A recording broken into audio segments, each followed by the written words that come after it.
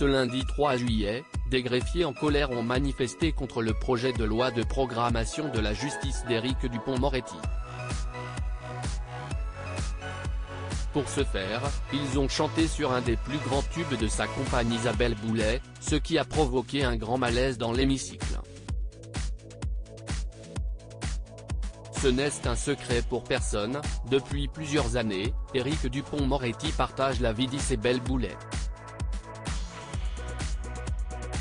La chanteuse de renommée internationale et le ministre de la Justice se sont rencontrés en 2016 grâce à des amis en commun et vivent depuis une belle histoire d'amour.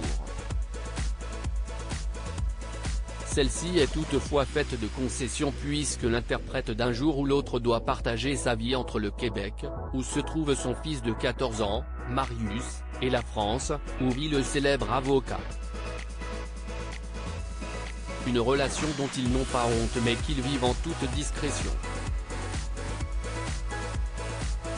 CST Pourquoi le proche collaborateur d'Emmanuel Macron a été très embarrassé lorsque, ce lundi 3 juillet, des greffiers en grève ont fait référence à la chanteuse dans l'hémicycle. L'Assemblée nationale entamait en ce jour l'examen du projet de loi de programmation de la justice d'Éric Dupond-Moretti. Les greffiers, eux, ont débuté une grève nationale et dénoncent un mépris pour leur profession.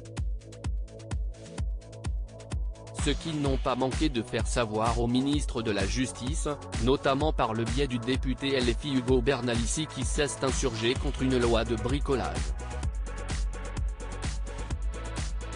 CST alors qu'il a commencé à chanter sur l'air de Parle-moi, le plus grand tube d'Isabelle Boulet.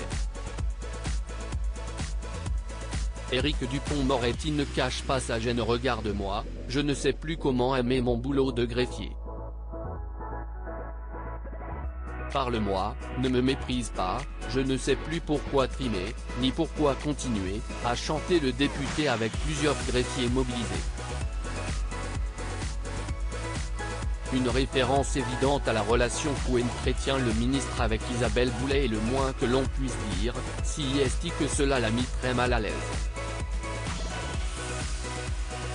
L'avocat de 62 ans a en effet été aperçu en train de cacher son visage entre ses mains, gêné par la situation.